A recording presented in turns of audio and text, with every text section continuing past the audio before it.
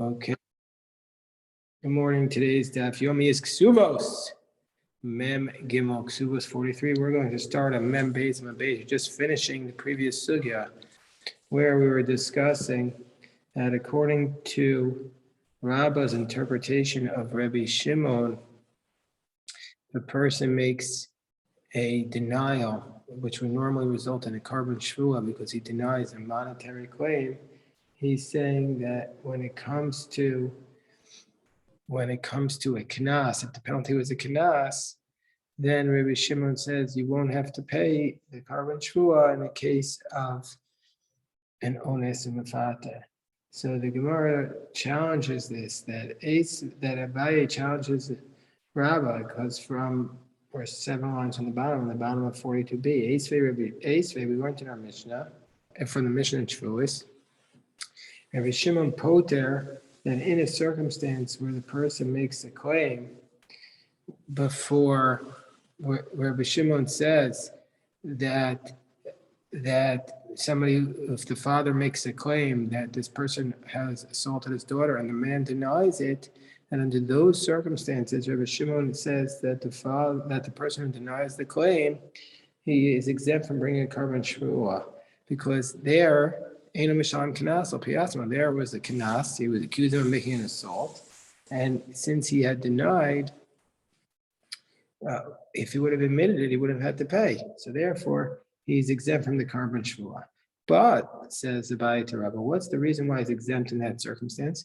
Because time had all Amad Badin, it had not yet gone to court, and the court hadn't ruled in favor of the father. But Amad Badin, but if it would have gone to court, the Mishaim al Piyatzmo, where in that case it's no longer a Knas, it's now been adjudicated, and he has to make the payment.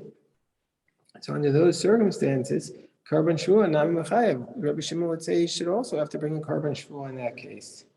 So isn't this a contradiction to your claim that Rabbi Shimon would say in a case where it went to court by a knas, since it's ikari knas, since it starts off as a fine, he never pays the carbon shvua. But in this case, the Mishnah Shavuos proves that he does pay the carbon shvua.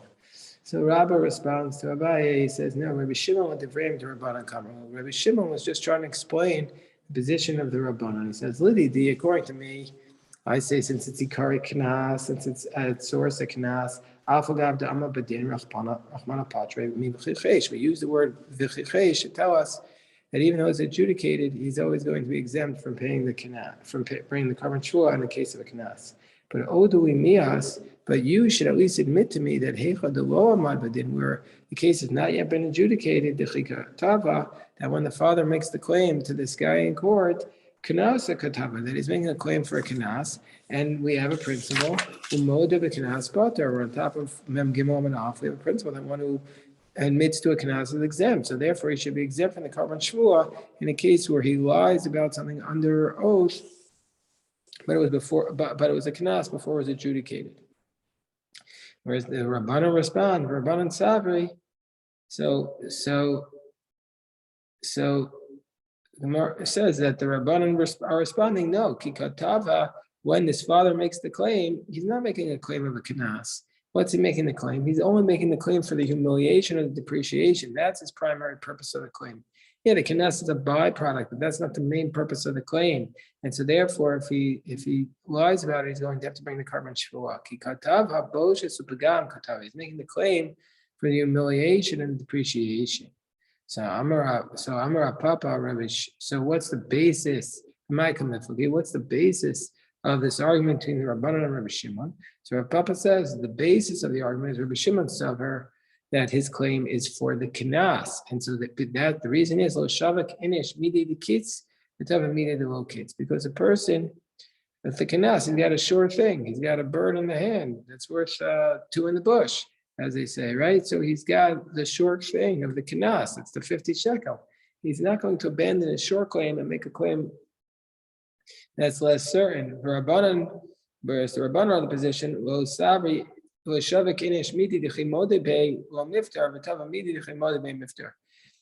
even though there's a sure amount with the kanas, that nevertheless it's a less certain claim because the person could get out of it by admitting it. So therefore, the rabbis say a person's not going to abandon something which, if he admitted it, would be exempt, and so therefore it's a less certain claim that the person is going to make than a claim where if you admitted it, you would be not exempt, which was a stronger claim, even though the amount of money that's at stake is more tenuous. So now the Gemara says, we move on to the second part of the Mishnah, which talked about the girl's salary. And let's say you have a circumstance where there's a daughter who is being supported by the brothers, i.e., she's being supported by the estate. Who gets her salary while this girl is being supported by the estate because her father has died? And one of the stipulations of the Kesuba, Rashi reminds us, is that the Kesuba has to support the daughter of the deceased father. So who is going to get her salary? Do we say the makom av kaimi, that the estate is really filling the place of the father? Just like if the father was alive, the father would get the salary of the daughter while he supports her. The father supports his minor daughter and he collects her salary. So too, the estate here goes to the brothers. Or maybe we say the two cases are distinct. Maybe it's not at all like the case of the father. There, the father gets her salary because he's supporting her from his own money. Here, the brothers are not supporting her from their own money. It's being supported by the estate. And so therefore, that's the responsibility of the estate. So they don't have the right to get her salary. Amrulay, so Rav Shesha says, Tinisua, this is the Mishnah. We learned, Amana nizonas minechse yisomim, umaisei adei shalayim. We learned in the Mishnah in Kesubos, we're going to get to this on 95b. It states that a widow is supported from the estate of the orphans. If when her husband dies, she's supported by the estate. However, they also get her salary. So just like the estate gets the widow's salary, the estate should also get the daughter's salary. And the Gemara says, no, the cases are not the same. Midami, again, the cases are not the same. Almanuso lo nichoe barvacha. The man who died, the husband, he doesn't care that his wife lives amply. He doesn't need her to live like a queen. But the father's daughter, nichoe barvacha, he wants his daughter to live like a princess. So therefore, the daughter should get the salary, even though the wife doesn't. The daughter should get to keep her salary, even though the wife doesn't. Gemara says, you mean to say the Maimer, the Bito Antifale, Yamanuso, you mean to say that the daughter, the father prefers the daughter to his widow? It can't be. Amar Rabbi Abba, Amar Rabbi Yossi, also Amana Eitzel Abbas, Kabas Eitzel Achin Ben Achasan Muatin. That there's a comparison from the widow to the daughter, that a widow is to a daughter just like a daughter is to a brother's with respect to an estate which is meager and doesn't have enough money to support both the brother and the daughters. And just like the brother just like the daughter vis-a-vis the brothers, Habat Nizon, and the daughter is supported from the estate. And the brothers are required to go begging. Af almana eitzel abbas, so to the widow, with respect to the daughters, almana nizones, the widow is supported. Babat tishah psachim, and the daughter is the one who has to go begging. So we see from here that the daughter goes begging before the widow. So if that's the case, if the widow doesn't get to keep her salary, neither should the daughters. So why would Rav Shesha say that the daughter gets to keep her salary? So the Gemara says, no, Inyan Zilusa, with respect to the disrespect, then the father has a higher threshold for the widow. Almanaso adifale. He prefers that the daughters get disrespected before his widow. But Inyan Harvacha, with respect to living amply, living a large life, then bito adifale. Then he expects his daughter to live a larger life than the widow, and that's why Rav Sheshes would say that he gets to keep the salary.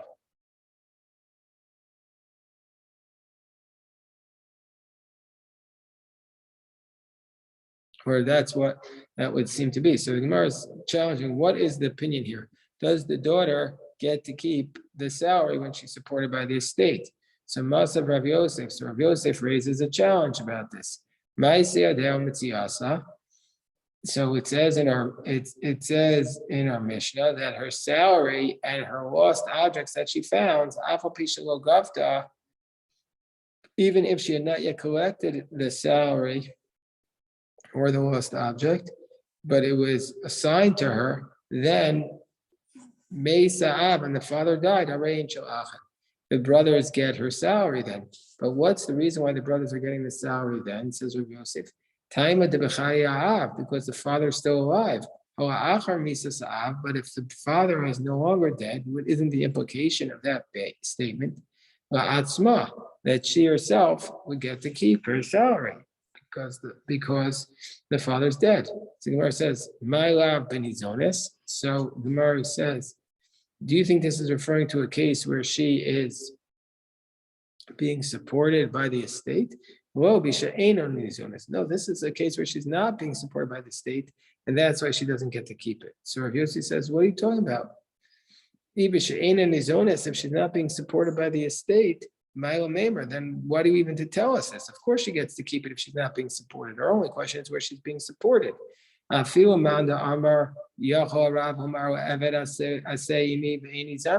according to the position that we're going to learn about in Bava Metzia and Bava Kama, according to the position it says you have to work for me and I don't need to support you. That only refers to a Canaanite slave. Because it doesn't say he has to be on the same level with you. If everybody Hebrew slave, and it doesn't apply to means so you can't say to a Hebrew slave, you work for me and I'm not going to support you. And Kol Shekain Bito for sure. If you can't say that to his daughter, you work for me and I don't have to support you. So if that's the case, our Mishnah, when it says he gets to keep the salary, maybe it's referring to how can you say it's referring to a case where she's not supported, says Rav Yosef, because if she's not supported, of course she gets to keep her salary. So the Gemara says, no, what we're talking about in our Mishnah is no, that's what we're talking about is the extra money. That's what we're saying, that the extra money, if she's not being supported, the extra money would be going to the brothers. That would be what it's talking about, meaning say above what her standard of living is. So Amar Rabba, Gava Rabba, Rav Yosef, how could Rav Yosef not have realized that this is such an obvious answer that our Mishnah will be talking about a case of Hadaf of the extra money, and that's what we're saying is going to the brothers. So the Gemara says, Rav Yosef maslisin gufa kasher. So this is what Rav Yosef was asking about. He was bothered by the Mishnah itself. The Katani Maisi Adel Mitziyasa, because it says her salary and her lost objects, Afal Pisha Lo Gavta, even though she didn't collect it, it goes to the estate. Well, if that's the case, Mitziyasa Miman Gavya. Well, what do you mean her lost objects that she didn't collect yet? From who is she going to collect it? It doesn't make sense. It's either hers or she didn't get it yet. So no, it must be that this is what our Mishnah is saying. That her salary is like a lost object. Just like a found object, an object that she finds while her father is still alive goes to the father.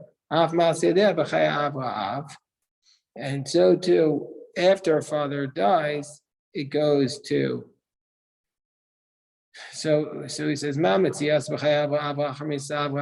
like a found object while her father's life goes to her father, after her father dies, it goes, she gets to keep. So to her salary, after her salary, after her father dies, she gets to keep it. So we learn from here, says Rav Yosef, that the girl gets to keep her salary after her father dies. And so in a situation where she's being supported by the estate, she still gets to keep her salary.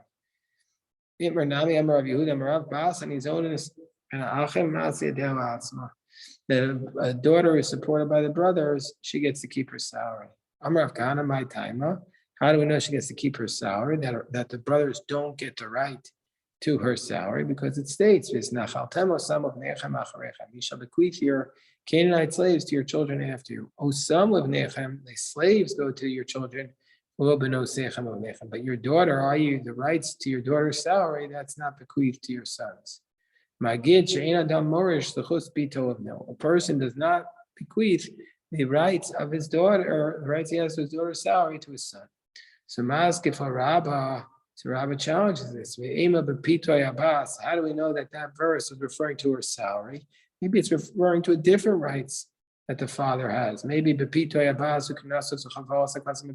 talking about the rights that the father has to her assault money, or to if she is wounded. Maybe that's all it's referring to. That's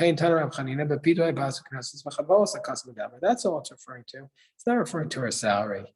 Where it says chavos, how does the father have the right to when she's wounded? Sarah de gufanenu. That's where her body is wounded. And as Rashi says, if she's wounded, the Torah never gives the father the rights to a girl's pain money where she was wounded, but rather if she's a minor, you put her in a trust until she gets older. Yasalam Segula, you put her in a trust. So no, Amar Rav Yossi Bar Chanina, no, what we could be talking about here is, I'll tell you how it could be wounded that the father has the rights. Shepatza, where she was slapped, Bifanea, she was slapped in her face, and so therefore there's depreciation. So therefore the father who has the right to betroth her, he also has the right to that depreciation money. So Amar Rav Zera, so we don't know this story yet. There's still a dispute. Does she get to keep her salary after her father dies if she's being supported by the estate? And Rashi says Rebbe Zera is the same as Rab Zera, but in Bavel, before he went to Eretz Yisrael, he was called Rab Zera. And then when he went to Eretz Yisrael, he was called Rebbe Zera. That's where he got smicha. So and he said in the Ramas that Rav taught, if there's a girl who's being supported by the estate, she still gets to keep her salary, because it says, some of Nechem, the Canaanites are bequeathed, but your daughters are not bequeathed. Now, a person does not bequeath the rights of his daughter to his son. So Avimi Bar Papa is Shakod. So he says, why do you say this in the name of Rav, that the daughter gets to keep her salary? I have it in the name of Shakod. Shakod is the one who said it. The diligent one, Shakod Manu. Who is Shakod? Shmuel. They would call him Shakod because the law is like him, Rashi says, when it comes to civil matters, and he was very careful, meticulous about his words to say them properly. Shoked Advarav. So Shakod is the one who said that the daughter gets to keep her salary. And who is Shakod? Shmuel. The Gemara says, Rav Amar, but we have tradition that Rav taught this. So the Gemara explains, Ema Av Shakod Amar. Rav said it, but also Shakod said it. Shakod is Shmuel.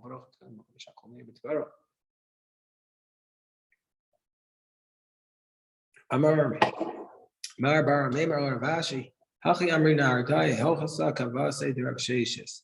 It was like Rav Sheshis. Ravashi, meaning to say, it was like Rav Sheshis that the brothers get to keep the salary after her, if she's being supported by the estate and not the daughter. Whereas Rav says, Ravashi says the Helchasa Kavase de Rav, that the law is like Rav, that the daughters get to keep the estate. So there's two different approaches. Okay, so now we say in the Mishnah, Amares es bito, one who betroths his daughter, Vigirsha, and after he betroths her, she gets divorced. Irsa, then he betroths her again, Vinis Arma, and she becomes a widow. So Ksuvasa Sholo, the ksuva that she collects from the second betrothal, And this is of the position that there's yesh ksuva arusa, that the betrothed woman also has a ksuva, and we're talking about a girl who's a katana or a nara, that this ksuva goes to the father. He gets to collect it even after the second marriage. But he's siya v'gerisha, he's siya v'nesarma. But let's say he married her off and then she got divorced, or hold on. Let's say he wasn't just a betrothal followed by a divorce, or betrothal followed by a widow. Rather, it was a full marriage. Hisiya v'girsha or hisiya v'nesarma, ksuvasa shala. Then she gets to keep the ksuva. Rashi says because once she gets fully married, the nisuin uproots his rishus, and therefore he no longer has the authority over her. And so therefore she gets to keep the ksuva. Rabbi Yehuda Omer Harishona Shoav. That Rabbi Yehuda says that from the first marriage that she made while she was still a katana or nara, the father gets to collect it. Amrulo, they said to him, once she gets fully married, the father has lost all rights to her kesuba. So first of all, the Gemara teaches us a law about presumptive status and an isha katlanis, a woman who's married and her husband dies an unusual death. So taima de isiya v'garsha isiya v'nesarma. What's the reason why the husband, according to the rabbis, the girl can inherit, can collect the ksuba herself? Because we're talking about a case where she was married and then divorced, married and then widowed. But let's say this armo trays zimni, but let's say she would be widowed twice, suo chazil and siuve. So then she would no longer be able to get married because it's going to be considered the law of a katlanis. Then it's a law of what's called a killer wife. Hold on one second. So then it's a law of a killer wife, and she's not able to get married again. And we see that in a roundabout manner, the Gemara is ruling like Rebbe, who says, betrays him, they have a chazaka. He says that a presumptive status is established with only 2 times. And so with betrays him, they have a chazaka. So if you have a husband who dies unusual deaths 2 times, she wouldn't be allowed to remarry.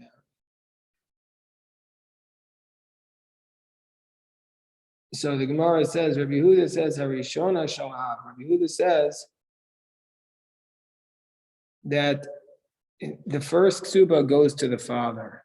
First ksuba that's collected, even after she's fully married, it goes to the father. My time with Rabbi Yehuda. What's the reason why Rabbi Yehuda says the father collects the ksuba? So Rabbi Rav Yosef, Damri Chavai, Rabbi Rav Yosef both say, "Kol mishas erisin zachabahen."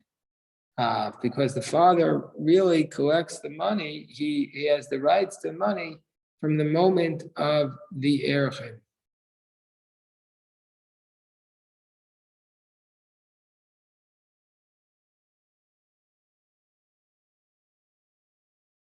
Hold on one second. Okay, I was just reading the Rashi. Previous Rashi, actually. So the Mishas Erishin Rashi says, Shalbal Harishon, from the time she was betrothed to the first husband, ksuva. That's the point where she was obligated, he had to give her ksuva. And therefore the father had the rights to it. But by the second betrothal, he no longer has the rights to it because from the moment she was completely first married, the father lost her rights to her ksuva. From the moment she was fully married, he lost any rights to any future ksuvas. So that's Rav Yosef Damri Travay, Homishas Erisin Zachabanah. So Mosef Rava challenges this explanation of Rab and Rav Yosef. Rabbi Yehuda says, Harishona Shalav. Rabbi Yehuda says that the first one belongs to the father. Umoda Rabbi Yehuda, but we say that Rabbi Yehuda himself admits the Maharis Espito Kishi Ketana Ubagra, that if he marries her off while she's a minor, betroths her when she's a minor, and then she becomes an adult, and then she gets fully married. Well, as an adult, that the father no longer has the right to collect her ksuva. Amai, why do we say the father doesn't have the right to collect her ksuva under those circumstances? Hachinami, here also we should say lema hol mishas ersin zachav, and since he really had the ksuba from the time of the betrothal.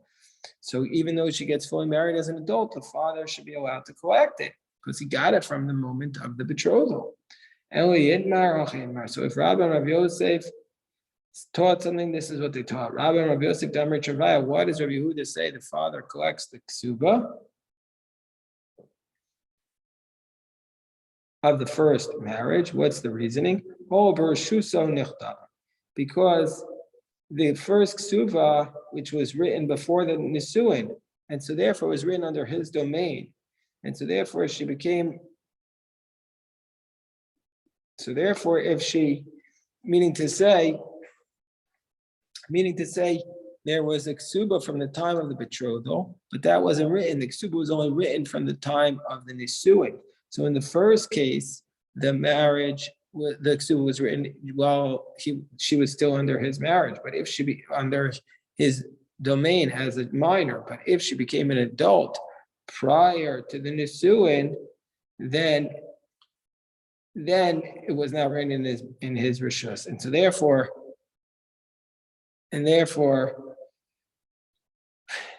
it's not collected. So the Gemara says, "Umigbina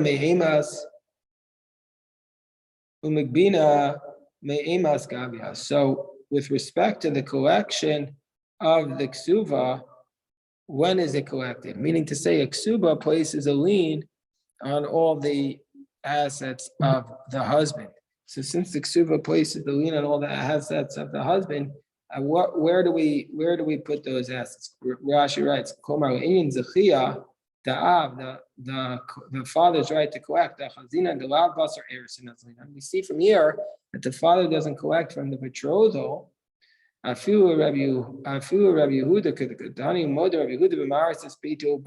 we see he doesn't collect it from the betrothal, the assets. So we see it goes by the writing. So with respect to collecting the properties that there was a lien on, then from when does he collect it? Does he collect it from the moment of the betrothal? Because that's where there's a Tanai ksuba that the rabbis instituted, that's where he has to pay the ksuba even though it's not written. Or maybe it's only from the time of the writing, because if there's a loan, so that's where there's a lien, only from the moment of the writing. So the Gemara says, Amar Ravuna, well, let's bring the proof from the following case. Mana Masayim Mina Erisin. The initial obligation of the husband is the standard, either 100 for a non-virgin or 200 for a virgin. That comes from the betrothal. V'tosefes mina nisuin. So Rav Huna says he collects the standard amount. There's a lien on that property from the betrothal, but the additional parts, the tosefes, which we formalize nowadays, that there's always a tosefes in the ksuba, that is from the nisuin. That he collects from only from when it was written down. Rav Asi Amar echad zev echad zev, and nisuin. He says no. Rav Asi says you could collect the property from the lien only from when it's written down. So the Gemara says, does Rav Huna really say this approach that the assets are from, that the standard assets are from the Erisin and the Tosefes is from the Nesuin, that's where he collected? Didn't we learn? Let's say she pulls out two ksubos, one is for 200 and one is for 300. If she has the option, whichever puts her in a stronger position, she wants to collect the 200, she could collect it from the first date, which goes back to maybe the Erisin. Whereas if she wants to collect Shalosh Meos Gova Mizman Sheni, she can only collect from the second date, which there's less properties that have a lien on them at that point. So she could collect the lesser money earlier or the greater amount later, whichever she prefers. Vim Isa, and if you're correct that she could split it up, Tigvi Masayim Mizman Rishon, she should be able to collect 200 zuz from the first date. Umana mizman sheni, and then another 100 from the second time. So the Gemara says, no, that's not a good question. If you're saying that both documents are really good, let her collect the full 500. Kulam, let her collect all of them. Masayim Mizman Rishon, the first 200 from the first date. Utlas Mizman Sheni, and then the and then another 300 from the second one. Why do we say you can't collect the 500? Keeping the low cost of because he doesn't write in the second suva, I'm adding on 300 to the 200. So we see it's replacing it. So when he gives her a second suva, this is actually all he's saying to her. He's saying, he says, if I'm collecting it from the first one, Gabi Masayim. If you want to collect from the first one, then you go back to the initial date where there's a lien, and that's the 200. If you want to collect from the second one, collect the 300. And Hakanami, Haina Taima, the Logavi. And this is also the reason, why Rav Huna says she doesn't collect the full 200, she can only collect 100. Because he says, Osifuchas Mea Masaya. And he says, I'm adding on a 100 onto the 200. And so therefore, we see from here, Achuli Achalta L'Shibudei Kaima. So by writing the second contract, I'm saying, okay, you can get rid of the lien on the first one, and you can collect. And so therefore, he's saying that when he writes the second contract, it says the woman is giving up the lien on the first one. And so therefore, if she wants to collect the 300, she gives up the lien on the first one. And that's why Rav Huna's position is she can only either collect the first 200 or 100 from the Erisin, and then the addition only from the Nisuin. So we'll stop here. God willing, pick this up on next time. Shkoyach.